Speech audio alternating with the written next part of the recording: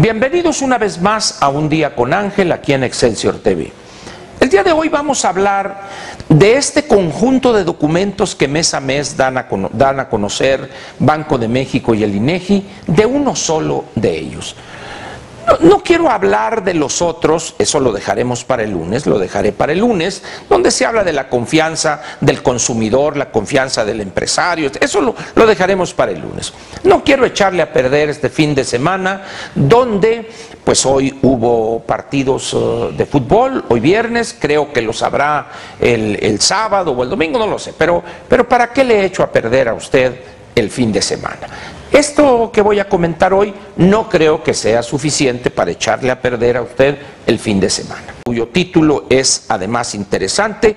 Es una encuesta que realiza desde hace muchos años Banco de México entre los economistas especialistas del sector privado.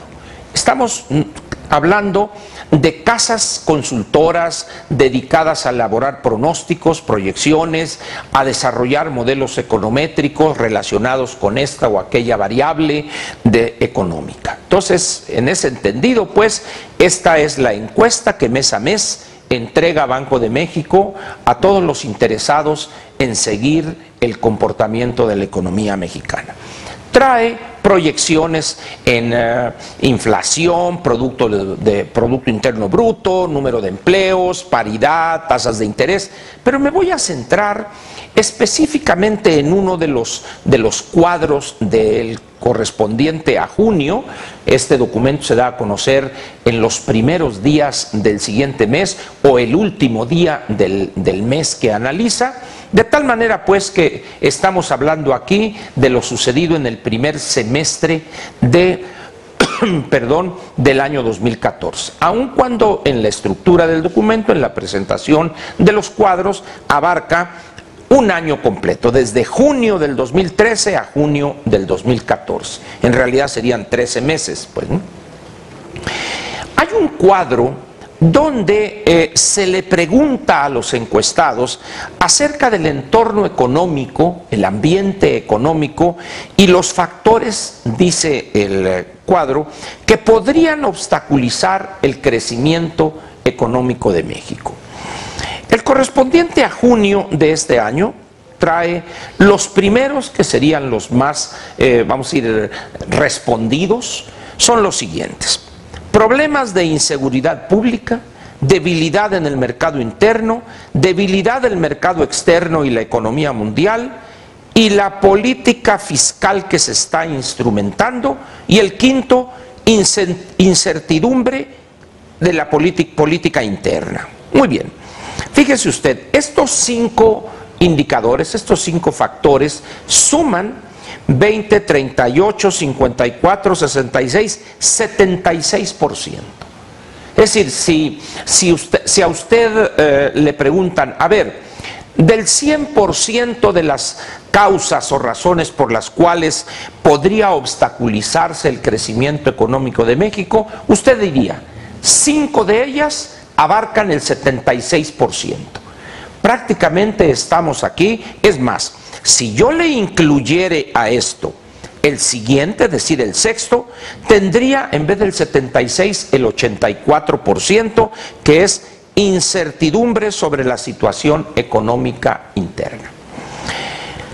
Cuando hablamos de problemas de inseguridad pública, este mes de junio es el 20% y ha sido un visitante frecuente siempre alrededor del 20, 18, 21, 14, de tal manera que no es nuevo su trato, su análisis, pues. Debilidad en el mercado interno, pues prácticamente desde octubre del año pasado ha estado en el rango de 2 dígitos, del 14, el 12, el 16, el 15, y el mes de junio fue el 18%. No olvide que estamos hablando de especialistas en economía del sector privado, es decir, son personas que saben de lo que se trata. Cuando se dice consumo interno, mercado interno, son personas que conocen perfectamente este tipo de conceptos. Debilidad del mercado externo y la economía mundial, esta vez fue el 16%, y esto viene desde mucho antes, incluso en junio del año pasado fue el 24% en el peso, y esta vez, en junio del 2014, es el 16%, es decir, de alguna manera estos especialistas ven que las condiciones externas van mejorando. Pero ahora llegamos a la que me interesa que usted conozca. La política fiscal que se está instrumentando. Todavía en agosto del año pasado, 2013, se le adjudicaba como responsable a este factor solamente el 6% de la obstaculización del crecimiento económico. Recuerda usted que en agosto del año pasado ya se hablaba de la reforma fiscal que venía, de sus elementos fundamentales, y fíjese usted, a partir de septiembre empieza a crecer el porcentaje. Septiembre es el 12, octubre el 17, noviembre el 17, diciembre el 12, enero el 10, luego febrero el 10, marzo 12, abril el 11, mayo el 11 y junio el 12%. ¿Qué significa esto? ¿Qué es lo que nos está diciendo el que el 12% de la obstaculización posible del crecimiento económico de nuestro país se deba a la política fiscal instrumentada? Si bien no puede descartarse, y no debe hacerse, el que sean las respuestas típicas de aquel que se opone a que le cobren más impuestos, no olvidemos que estamos hablando no de empresarios, estamos hablando de analistas económicos, de especialistas en economía. De tal manera pues que pudiéramos decir, sin que sea esto 100% exacto, que estamos hablando ante personas que juzgan la economía con cierta imparcialidad y sobre todo objetividad. Es un altísimo porcentaje. El 12% como factor probable para obstaculizar el crecimiento económico en México es muy alto. Sin embargo, se nos ha dicho una y otra vez que las cosas van muy bien, porque ya lo hemos comentado aquí, que se ha captado más recursos del contribuyente y en general de la población. También, evidentemente, de los agentes económicos privados. Algunos, en la inconsciencia, piensan que esto es muy bueno, porque dicen es que así el gobierno tendrá más para gastar, para invertir en educación, en salud, carreteras, etcétera, etcétera. Sin embargo, no se ha visto ese crecimiento. Y también no hay que olvidar, y esto es algo que debe usted tener, por favor, siempre presente. No hay gastador más ineficiente y corrupto que los gobiernos del mundo, no solo de México, del mundo. Y es evidente, esto es claro. En primer lugar, los recursos no son de ellos, están gastando lo que no es suyo, como dice el dicho, haciendo caravana con sombrero ajeno. Es decir, se lucen, es que voy a apoyar, diría algún gobernador, un presidente municipal, voy a apoyar, pero no va a apoyar nada. Lo que está haciendo es administrando los recursos que se obtienen de la sociedad. Y el otro elemento que usted tampoco debe olvidar es que un peso que el erario tome de sus excedentes, sea de utilidades o sea de sus excedentes después de efectuar todos los pagos, usted como empleado, por ejemplo, es ineficientemente gastado. Y la persona que mejor lo gastaría es usted mismo. Porque usted trabajó arduamente para obtener ese peso.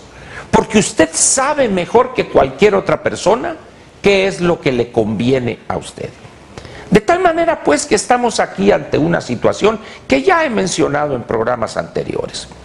El erario, o sea, la autoridad fiscal, capta más dinero de la sociedad. Sí, es cierto, México es un país que contribuye poco fiscalmente, pero ese no es el problema.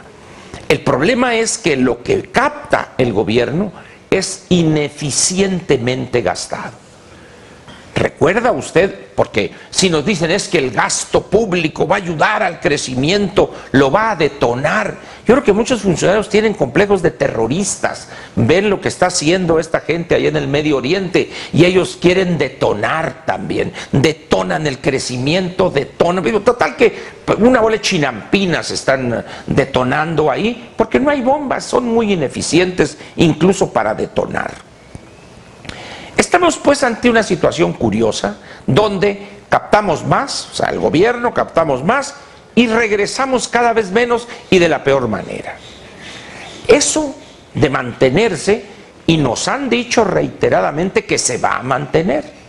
Yo espero que haya una, vamos a decir, una reconsideración a esto y se cambien algunos elementos de esta política fiscal que se está instrumentando, para quitarle la parte negativa y poder realmente aspirar a que el gasto público juegue un papel positivo.